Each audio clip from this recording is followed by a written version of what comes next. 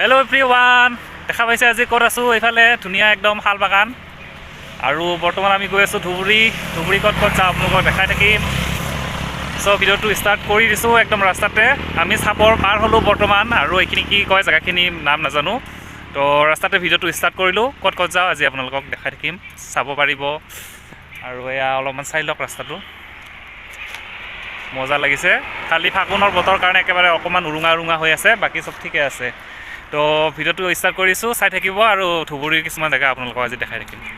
গাইছ, এইটো মহামায়া মন্দিৰৰ এটা সৰু পুখুৰী তলত আছে, আৰু এইফালে অপজিট চাইডে দোকানবিলাক আছে। আমি পাছফালে আহিলোঁ, পুখুৰীটো দেখা পালোঁ, তো আপোনালোককো দেখুৱালোঁ। এইটো মহামায়া এই মন্দিৰটোৰ তলতে থকা পুখুৰীটো।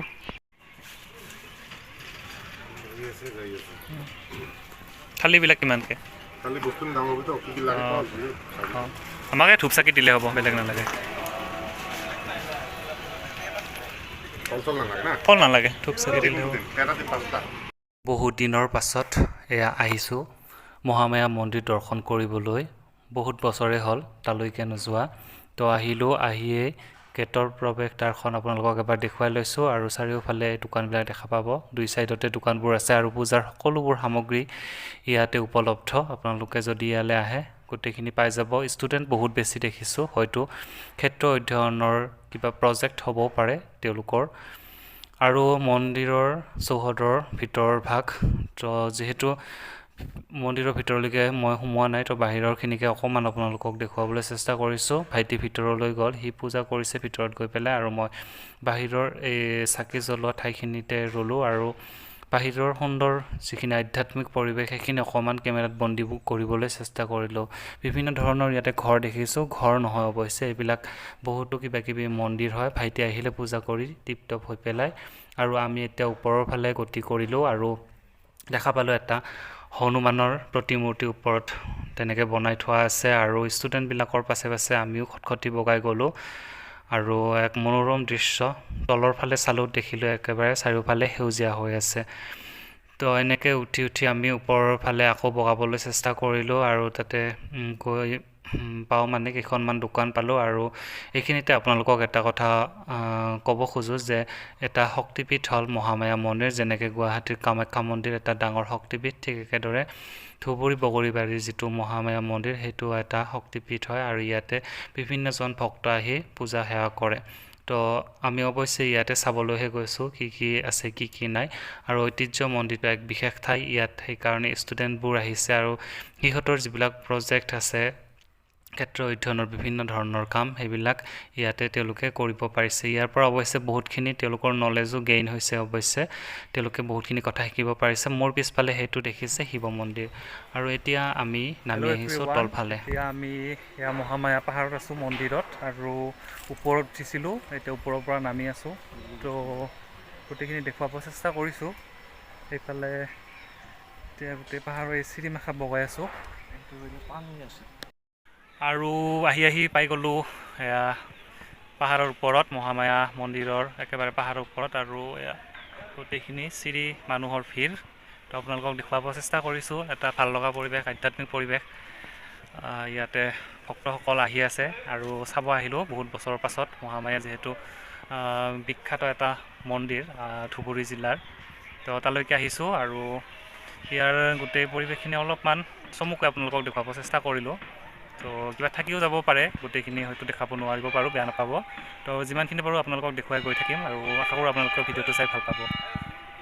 মহামায়া মন্দিৰৰ পাহাৰৰ ওপৰত থকা গোটেইখিনি পৰিৱেশ, গোটেইখিনি বস্তু চোৱাৰ পাছত আমি এতিয়া তলৰ ফালে গতি কৰিলোঁ। আৰু তলৰ ফালে গতি কৰোঁ মানে বহুতকেইটা ষ্টুডেণ্টক লগ পালোঁ। স্কুলৰ ষ্টুডেণ্টবিলাক ক্ষেত্ৰ অধ্যয়নৰ কাৰণে যে আহিছিল, সিহঁতৰ কামখিনি সিহঁতে কৰি আছে। আৰু আমি এতিয়া ঘৰমুৱা হ'ব লাগে, যিহেতু আমি আজি বহুত দিনৰ মূৰত এনেকৈ ওলাইছোঁ। তো আন এঠাইলৈও আমি যাব লাগিব। তো দৌৰা দৌৰিকৈ আহিলোঁ, আৰু মন্দিৰটোৰ চৌহদটো এবাৰ দেখুৱালোঁ। আৰু ইয়াতে আপোনালোকে বান্দৰ বহুত বেছি দেখা পাব। যিমান কেইটা বান্দৰ দেখিছে আপোনালোকে নাভাবিব শান্তশিষ্ট বুলি, বহুত বেছি উৎপাত কৰি আছে। আৰু মানুহৰ হাতৰ পৰা প্ৰসাদ মিঠাই আদি কাঢ়ি লৈ গৈছে, এনেকুৱা আমি দেখিবলৈ পালোঁ। তো আপোনালোক ইয়ালৈ আহিলে একদম সাৱধান হ'ব ইহঁতৰ পৰা। আৰু এয়া মন্দিৰৰ বাহিৰত ওলালোঁ, আমি একেবাৰে চৌহদৰ বাহিৰত ওলালোঁ। গেটখন আপোনালোকক এবাৰ ধুনীয়াকৈ দেখাই দিছোঁ। এটা ঐতিহ্য মন্দিৰ, শক্তিপীঠ এটা হয়, যিহেতু আপোনালোকে আহিব নিশ্চয় ভাল পাব। এটা ভক্তিভাৱ আপোনালোকৰ মনত জাগি উঠিব, আহিব।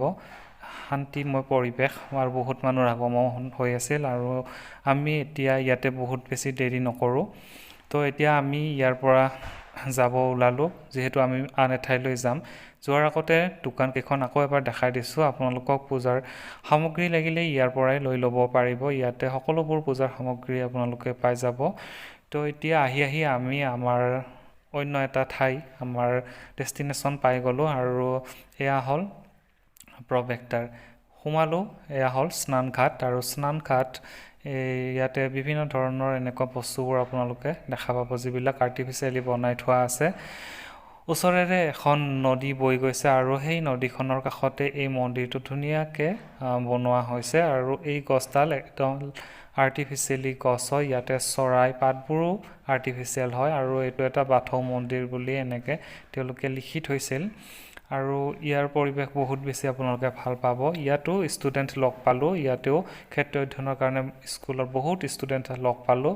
এখন মুখা দেখিছোঁ অসুৰৰ সেইফালে আৰু দুটা বাঘ। ইয়াতে ফটো উঠাৰ কাৰণে বহুত বেছি ভাল। তো এয়া আহক, অলপমান আপোনালোকক ভিতৰ চৰাতনো কি আছে ওপৰে দেখুৱাবলৈ চেষ্টা কৰিম, যিহেতু ভিতৰত কেমেৰা কৰা নিষেধ। তো ৰুলখিনি মই ভাঙিব বিচৰা নাই। তো সিহঁতৰ যিটো ৰুল এণ্ড ৰেগুলেশ্যনছ আছে সেইখিনি তেনেকৈ থাকক। সেইকাৰণে ওপৰে অকণমান আপোনালোকক আভাসটো দিওঁ। চৌপাশটো চাব পাৰে, বৰ ভাল লগা। আৰু ভিতৰত সোমাই গৈ আপুনি মন্দিৰ দৰ্শন কৰিব পাৰে। দুটা মহ এনেকৈ যুঁজি আছে, মহ দুটাৰ এইটো প্ৰতিমূৰ্তি ইয়াতে বনাই থোৱা আছে। স্নানঘাটৰ আৰ্টিফিচিয়েল এডাল গছ, আৰু এয়া ইমান ধুনীয়া এটা পৰিৱেশ। গড় এইফালে আছে, দুটা মহ যুঁজ কৰা তেনেকুৱা ভংগীমাত আছে। আৰু এয়া গোটেইখিনি মই আপোনালোকক অলপকৈ দেখুৱাব চেষ্টা কৰিছোঁ। ওপৰৰ এটা নান্দনিক দৃশ্য ইয়াতে তেওঁলোকে বনাইছে। আৰ্টিফিচিয়েল এডাল গছ হয়, আহঁত গছৰ নিচিনাকৈ। আৰু ভিতৰৰ ফালে মন্দিৰৰ কিবাকিবি আছে, সেই মৃন্ময় মূৰ্তি কিবাকিবি মন্দিৰ চন্দিৰ অলপ আছে। তো ভিতৰলৈ অলপ আমি যোৱা নাই, বাহিৰৰখিনিকে অকণমান আপোনালোকক দেখুৱাবলৈ চেষ্টা কৰিছোঁ। আমাৰ অসম গৌৰৱ, অসম বিখ্যাত গড়ৰ এনেকুৱা প্ৰতিমূৰ্তি এটা আছে। আৰু এইফালে এয়া দেখিছে ভগৱানৰ এটা তেনেকুৱা যুদ্ধৰ তেনেকুৱা কিবা এটা দেখাইছে। আৰু এইফালে মই আপোনালোকক অলপমান দেখুৱাব খুজিছোঁ, এইবিলাক কিবাকিবি মূৰ্তি এনেকৈ বনাই থৈছে। বহুতকেইটা দেৱতাৰ মূৰ্তি আছে।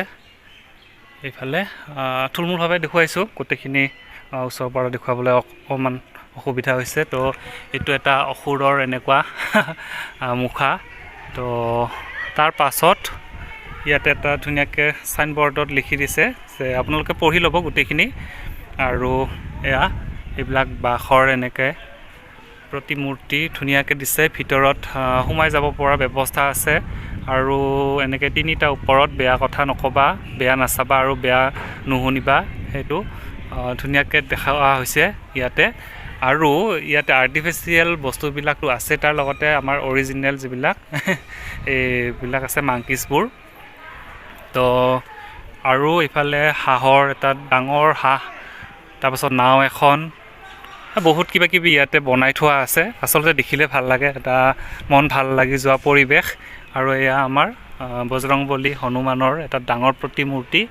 আৰু এয়া পঞ্চমুখী সাপৰ এটা এনেকৈ হেৰি কৰিছে, ইয়াতে বনাই থোৱা আছে। গোটেইখিনি আৰ্টিফিচিয়েল হয় যদিও এটা ভাল লগা, আৰু ল'ৰা ছোৱালীক আনিলে বহুত ভাল পাব। এইটো এটা জিৰাফ, মানে অকণমান চিৰিয়াখানাৰ নিচিনাকৈ ধুনীয়াকৈ বস্তুবিলাক দেখাইছে। চিৰিয়াখানাত যেনেকৈ আমি জীৱ জন্তুবিলাক দেখিবলৈ পাওঁ, ইয়াত ধুনীয়াকৈ তেনেদৰে সেই বস্তুবিলাক সজাইছে, যিবিলাক আমাৰ আপুৰুগীয়া সম্পদ।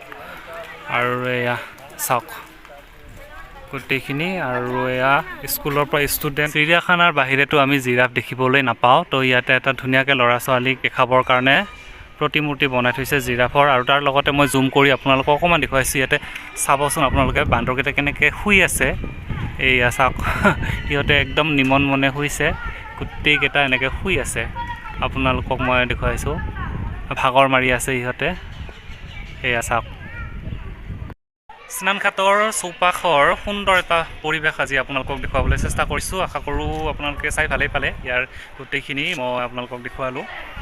তো কিছুমান আৰ্টিফিচিয়েলি বস্তু বনাইছে আৰু সেইখিনি আচলতে ল'ৰা ছোৱালী চালে খুব ভাল পাব। আৰু ইয়াতে মই আজি দেখা পাইছোঁ স্কুলৰ বহুত ষ্টুডেণ্ট লৈ আহিছে, চাগে তেওঁলোকৰ কিবা ক্ষেত্ৰ অধ্যয়নৰ কাম হ'ব পাৰে, এনেকৈ লৈ আহিছে। আৰু গোটেইখিনি পৰিৱেশ মই আপোনালোকক থুলমূলভাৱে দেখুৱাবলৈ চেষ্টা কৰিলোঁ যিমানখিনি পাৰোঁ। আৰু এয়া গোটেইখিনি এইবিলাক আৰ্টিফিচিয়েল গছ ইমান ধুনীয়াকৈ বনাইছে চাওকচোন। তো এয়া আজিৰ ভিডিঅ'টো আমাৰ ইমানখিনিয়ে আছিলে। বেছি দীঘলীয়া নকৰোঁ, দীঘলীয়া কৰিলে আপোনালোকে বৰ পাব।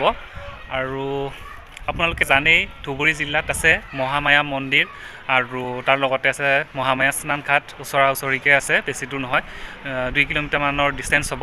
তো আহিব আপোনালোকে, আহি নিজে চাই যাব, তেতিয়া ভাল পাব। আৰু এটা মন্দিৰত আহিলে আধ্যাত্মিক পৰিৱেশটো পাব। তাৰ লগতে আপোনালোকে ষ্টুডেণ্টবোৰকো পাই থাকিব, যিহেতু এইবিলাক অকণমান ঐতিহ্যমণ্ডিত ঠাই হয়।